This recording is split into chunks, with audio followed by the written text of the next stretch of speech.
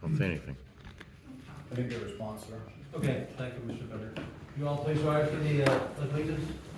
I pledge allegiance To the flag of the United States of America and to the republic for which it stands, one nation, under God, indivisible, with liberty and justice for all. Good morning. I'd like to welcome everyone to our Commissioners Board meeting for Wednesday, November 22nd. The public may join us through the Zoom system. The phone number, ID, and passcode are listed on our website and also our agenda today. First order of business, Chief Clerk Dietrich, and the executive session is held. There were none held. Okay, and that brings us to public comment. Anyone like to give public comment today? Good morning, Roger. Yes. Oh, I'm sorry. No, we do public comments first. I'm sorry, good, I'm sorry. That's okay. That's okay because I got out of whack once on myself. Also, it's okay to ask. Roger, you're up. So. Good morning, gentlemen.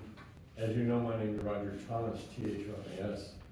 I live in New Ringgold, Pennsylvania, and I am the chairman of Pennsylvanians for the Analysis and Reform of our Criminal System. I'm also representative of the Interbranch Commission for Racial and Gender Equity and Fairness. I'm asking you yet again to sign a letter to Representative Amy Kincaid indicating that CCAP has yet a second time confirmed that they are urging the adoption of the bill that we have proposed to them some time ago. The reason that they're turning to CCAP to do this and to the commissioners to do this is that it is an impact on you personally for the tune of $47,000 in unfunded mandate, which you do not owe. The juror is paid $9 a day, which is based on 1959 salaries, and it is cost, each juror loses at least $48 a day for simply sitting on jury duty, possibly not even being called duty, just being in the pool. The employer loses a day's labor with no compensation whatever. And the proposal that we have adopted and submitted to CCAP before is that the Department of Revenue in the state of Pennsylvania has agreed to pay this entire amount as a full tax credit. The impact of this low attorney's fee, this low juror fee, is that there's entire sections of our society which are underrepresented in juries. 16% of the Pennsylvania jurors have no minority members on them at all. This is not desirable. This is all documented in the report which I've circulated for some time. I'm asking you to write the letter that we have drafted to Ellen Kincaid because she has asked 3 questions. Is it an issue? Is the proposal that you're submitting solvency? And third, is anybody behind it? And the people that are behind it are the DA's Association, the Chamber of Commerce has already signed on, the Fight for Floyd and Beyond Committee is before, the ACLU has signed a letter, which is attached to my report, the Black Methodists for Church Renewal are behind it, the Pennsylvanians for Modern Courts are behind it, they've already signed a letter, the defense attorneys have signed on, and the Interbranch Commission for Racial, Gender, and Ethnic Fairness has already signed on each of these. They are all waiting for you. The issue that you have just received within the last few days is a letter from Dr. Stephen Bright, who is the Dean of the Yale Law School, saying this is a problem and the proposal will resolve the problem.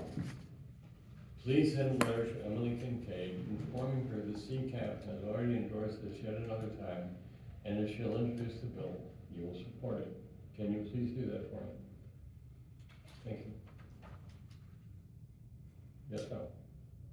I'll give it to our attorney, okay? Give it to our solicitor. It was sent. I didn't hear It was sent through email, we gave a copy Oh, of it's the sent, email. okay, email, okay. We'll take it under advisement. Okay, thank you. You're welcome. Anyone else want to give public comment? Go ahead, George.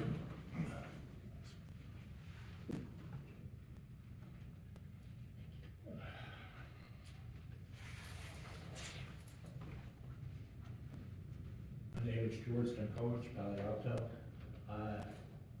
Just want to talk about our state government. I see they gave themselves a nice 3.5% increase for doing an 8-month job. It took them 4 extra months to get our budget in place. This is ridiculous. I think it's time for people, citizens of Pennsylvania, to start to step up and get these people out of office. And I'm talking about Argo, and I'm talking about Torsic, and I'm talking about Casey, and I'm talking about Fetterman, and all the rest of them that have anything to do with not getting this done on time. When I was working, my boss gave me a job to do and said, I need this at the end of the day, and 4 months later said, hey, I got the job done. You know where I'd be? Outside looking for another job. This is what's gonna happen to these people. I'm trying to be as nice as I can. They just think they're doing such a fantastic job.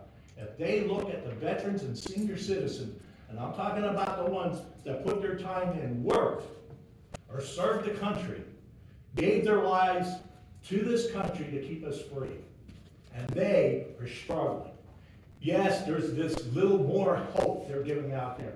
I see they're building homes now. This should have been done 50, 60 years ago.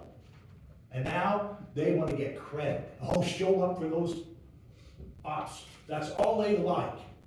They always show up for those ops when it means something positive. Where's the negative ones? Get there when there's negative people. They're hurting, they need food. They need their homes. Taxes going up, this is ridiculous. And a 3.2%, I said, what my wife and I get for the month, these guys, that lady that's in charge of the superintendent in Pottsville got a $27,000 raise plus. Now she's getting 3.2% on that. So she got more than $27,000 raise. This is ridiculous.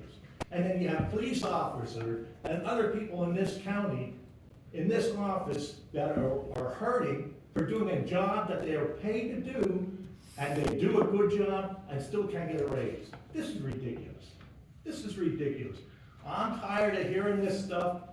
I think that it's time to step up to the plate. People have to realize, I hope everybody that hears this message, you know what I'm saying, wise it up and say, get on the phone and call these representatives and get them out of there. And tell them it's time to get out. Thank you. You're welcome, sir. Laura, you want to go next? Yes, Morning, Laura. yes, good morning.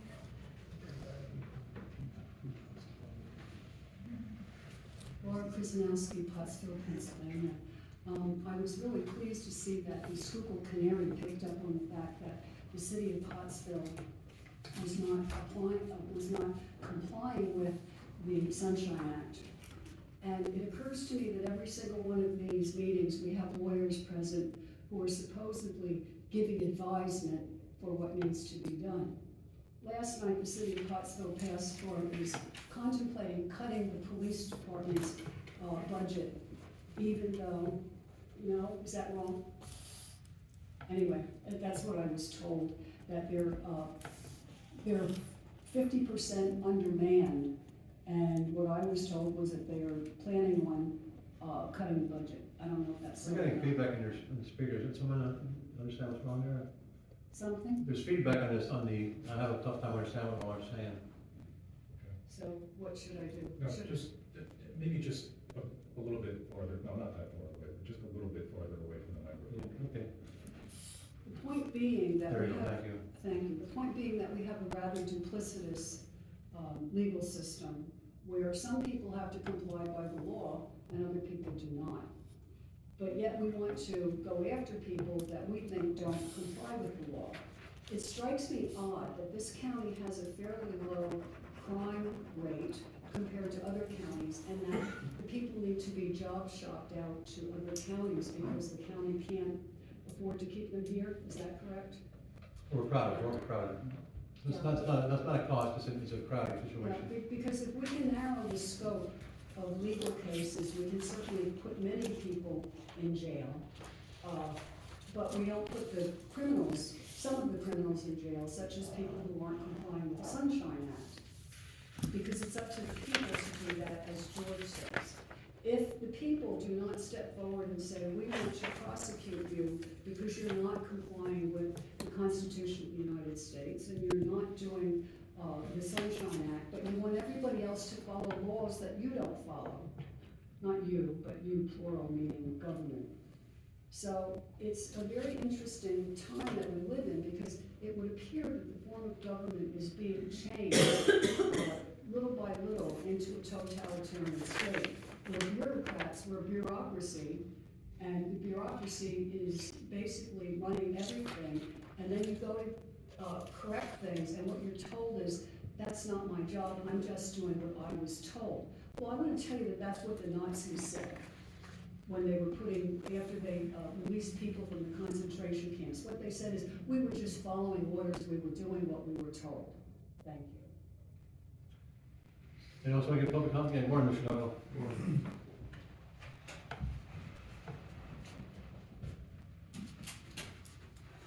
Jeff Dunkel, Palo Alto. Speaking of breaking the law, Laura, they break it here quite often. Starting off with their own conduct and disciplinary action, page 3, Article B, sleeping on the job. It's a violation of the county disciplinary code, conduct code. Boots, you've fallen asleep at least 7 meetings, public meetings or acting as commissioner. The veterans breakfast, the meeting with the first responders, meeting with the reassessment, records improvement, and 3 public meetings here that I had to wake you up at. Why has nothing been filed? No issues, no investigation done on that. We could have paid Eckert Siemens $20,000 to come investigate it. It's all on video. 793 days without pay. That seems like it would be a fair punishment, don't you? That's what I thought. Moving right along to other violations in black and white. He's come up with this climate survey, workplace climate survey. Well, if the people in this courthouse are honest, you guys tanked it royally. But you send out an email that some people, I got the email, thought it was a meeting about climate change. This place sure as hell needs a climate change in the whole building. Some offices didn't even receive any information on it. But it's funny that in the consent decree dated January 13th, which was enacted January 17th, page 7 states right in there, within 240 days of this going into effect, a climate survey needed to be done. 240 days would have been September 14th. Another clear, blatant violation of the consent decree. Mr. Dottie, I'd like to know why you're allowing this. This is a legal document, signed and approved by you and you. The monster didn't sign it because, well, we know why. Moving right along to another thing that should be a violation. The treatment of the 911 center. 22 overtime shifts this week. Down 7 dispatchers. Thanksgiving week, one of the busiest ones for accidents and issues. Berks County here, $22.19 an hour to start. Just shy of 50% more than what you guys are offering. 457B retirement plan. Sign-on bonus is $7,500. I understand you went down last week, Boots, made your presence. I don't know if he invited you or not, or he snuck down just to try to give himself a pat on the back. Did you take them coffee and donuts, or interact with them all, any strawberries or anything? Keep the strawberries at home. If that wastewater sludge seeped into them, we don't want them sick, because we only have 7 or 8 dispatchers now. Don't want them getting sick on the bio solids. But anyway, you kept telling them, we're working on things. We're working on things. It's the same thing you told the tax claim office. Help's coming. Help's on the way. That's your time. When are you gonna meet with the union and give them the help they need? That's a disgrace. Anyone want to give public comments for him? Yes.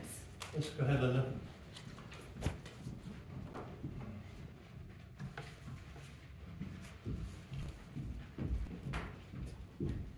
Just as county treasurer, I have two things that I want to bring out in public comment. At Thanksgiving week, I want to thank the commissioners for being proactive. When I took office 8 years ago, we were filing judgments and liens against those who were not complying with the hotel and the overnight room tax. In the month of November, we've collected a little over $63,000. We've satisfied 2 more judgments, and we have 1 more property owner that owes us, and then everybody is current. So thanks for being proactive to you as commissioners and the solicitor's office for doing that work for us. The second announcement that I have is our dog license sales will go on starting December 1st. And recently there was a new Act 18 of 2023. It was known as the Dog Law Modernization Bill. There's been no fee increases in the last 30 years, so there are some slight increases. The only odd thing about this is there are some rates that go from December 1st to January 31st, and then there are rates that will start again as of February 1st, so I'll have some information for the press. Thank you. Anyone else want to give public comment today? Good morning, Mary Jo.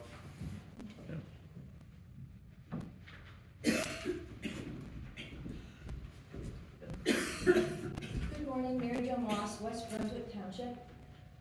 Last week, we were talking about the budget, and it's the perfect example of how we need to increase transparency with the public.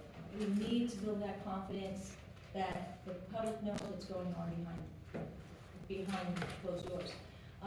Commissioner Hess, you and I are very familiar with the school board and how it operates, and your wife is a great public servant there as well.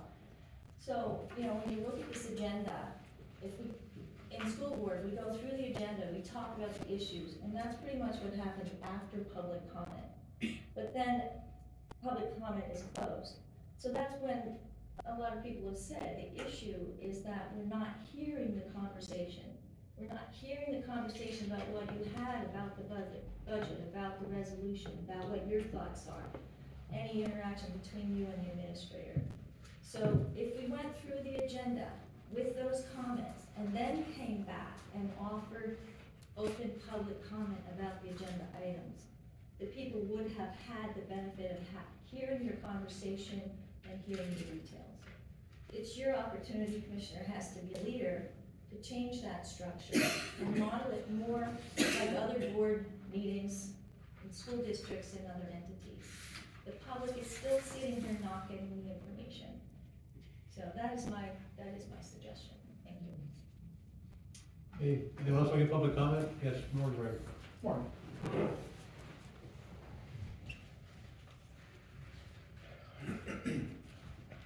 Greg Wolf, School Haven.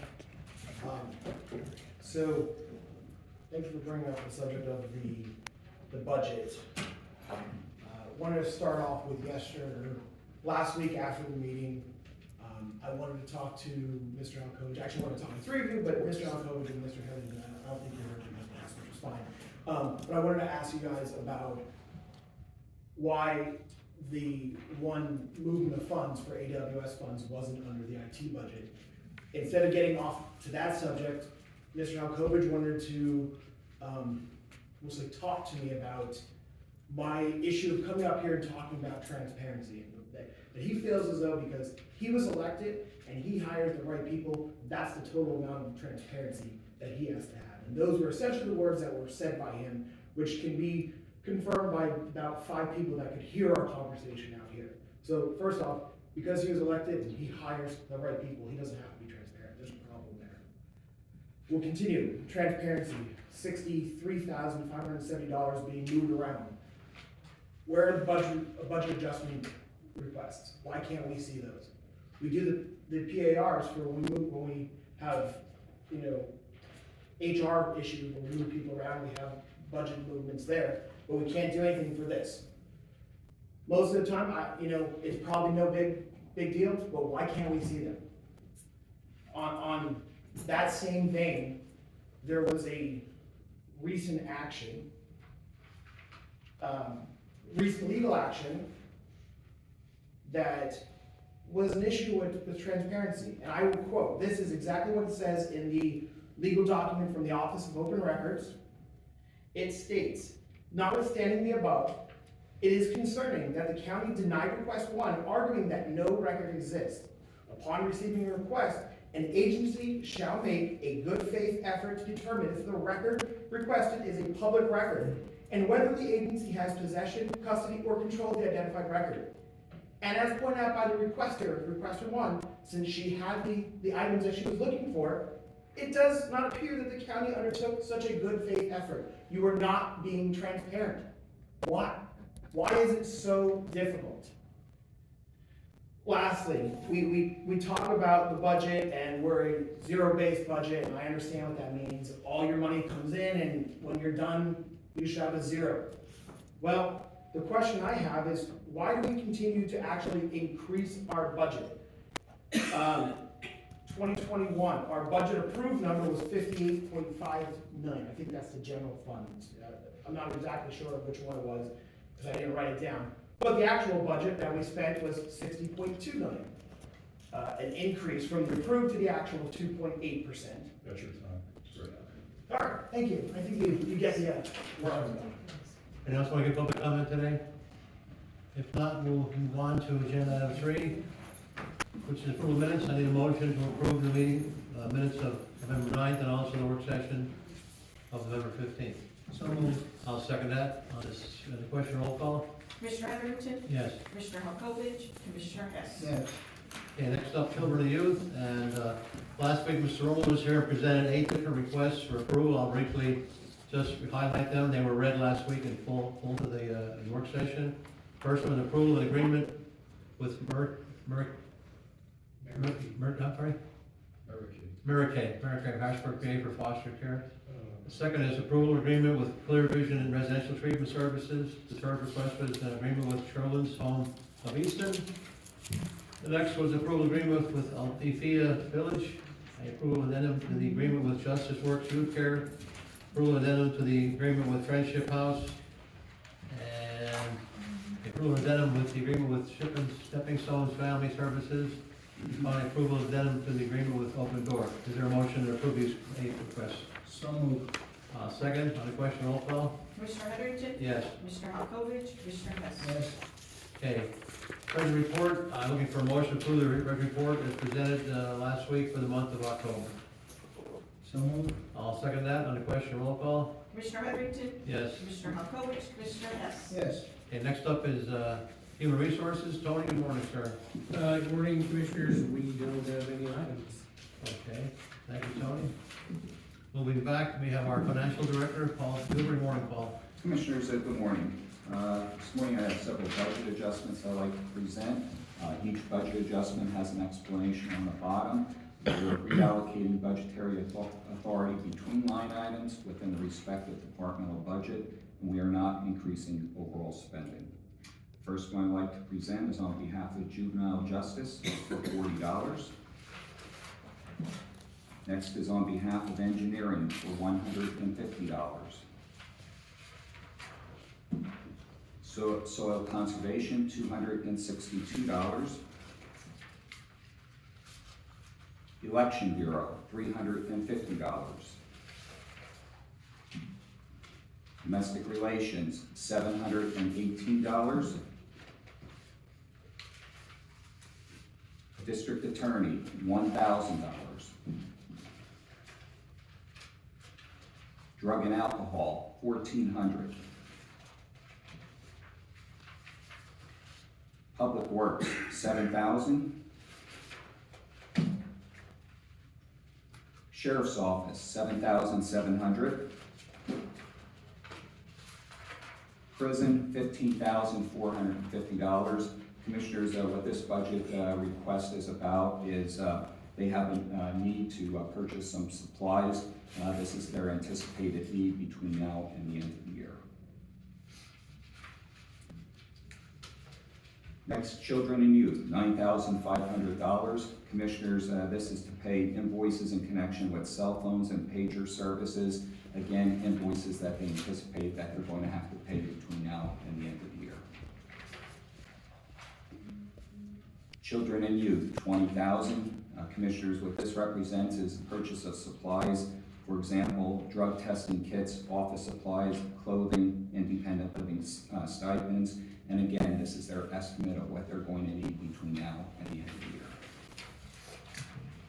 Any questions for Paul? If not, we have 12 requests for budgetary adjustments for the 2023 year. $40 for juvenile justice department, $150 for engineering, $262 for folk conservation, $350 for election bureau, $718 for domestic relations, $1,000 for district attorney's office, $1,400 for drug and alcohol, $7,000 for public works, $7,700 for the sheriff's office, $15,450 for the prison, $9,500 children and youth, and $20,000 children and youth. Is there a motion to approve these 12 adjustments? So moved. Second, on the question, roll call? Commissioner Heatherington? Yes. Commissioner Halkovich? Commissioner Hess? Yes. Okay, next up is under new business. On behalf of Engineering Real Estate, approval to extend an agreement with Crabtree Rohrbaugh Associates until March 29th, 2024. Crabtree Rohrbaugh Associates is providing a needs assessment and analysis for an intermediate punishment center. The current agreement expires September 30th, 2023. Is there a motion? So moved. Second, on the question, roll call? Commissioner Heatherington? Yes. Commissioner Halkovich? Commissioner Hess? Yes. On behalf of Senior Services, approval of addendum to extend the contract to fiscal year 2023-2024 with Maximum Care Incorporated Whitehall, PA for personal care services. The rate will increase from $20.31 to $22.19 per hour, standardizing the personal care rate for personal care providers, which has been approved by the Department of Aging. Contract count remained the same at $82,440. Is there a motion for this request? So moved. Second, on the question, roll call? Commissioner Heatherington? Yes. Commissioner Halkovich? Commissioner Hess? Yes. On behalf of grant writers, approval to change order number 1 for $4,980 to a contract with Northeast Industrial Services for demolition project at 137 East Main Street, Gerardville, Pennsylvania. This change order will increase the contract from $33,307 to $38,287, which is due to unforeseen issues with the foundation and is necessary to maintain the safety and integrity of the remaining adjacent buildings. Is there a motion to this request? So moved. Second, on the question, roll call? Commissioner Heatherington? Yes. Commissioner Halkovich? Commissioner Hess? Yes. Excuse me. On behalf of the county prison, approval to enter a contract with Lehigh County for the housing of youthful inmates who would otherwise need to be incarcerated in the Schuylkill County prison. Daily cost will be $150 per day for each youthful inmate. Contract begins immediately and may be terminated in writing by either party at any time. Is there a motion for this request? So moved. Second, on the question, roll call? Commissioner Heatherington? Yes. Commissioner Halkovich? Commissioner Hess? Yes. On behalf of administration, approval to appoint Joseph Polabisky, Chenandoah, Pennsylvania, to the Schuylkill County Redevelopment Authority. Is there a motion to approve Joe? So moved. Second, on the question, roll call? Commissioner Heatherington? Yes. Commissioner Halkovich? Commissioner Hess? Yes. Prior to adjournment, first of all, is there any other business for the Board of Commissioners? If not, please note that next week is a fifth Wednesday for the month of November, and our next board meeting will be a work session on December 6th. Is there a motion to adjourn? So moved. Thank you, Mr. Hess.